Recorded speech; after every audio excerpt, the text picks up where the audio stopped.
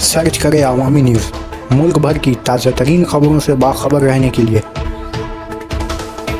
Subscribe करें हमारे channel को और बेल आइकन ज़रूर दबाएं।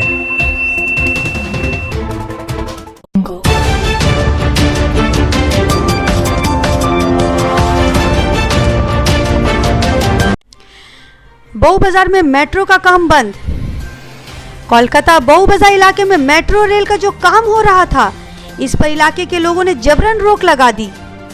जब इनसे पूछा गया कि यूं अचानक मेट्रो रेल के काम को बंद करने की वजह क्या है, तो वहां के लोगों ने गुस्से में इस बात का खुलासा किया कि मेट्रो रेल के आला अहदेदारान से जो मुआहदे की रकम की बातें हुई थी, इस पर अब मेट्रो रेल के आला हकाम जानबूझकर अपनी बात से फिर रहे हैं।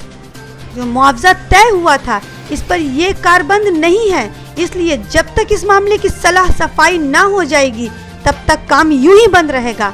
ऐसे ही इक़्तिदार पार्टी को सामने आना होगा, वरना काम तातुल में पड़ा रहने से आइंदा दिनों में लोगों को काफ़ी दुश्वारियों का सामना करना पड़ेगा।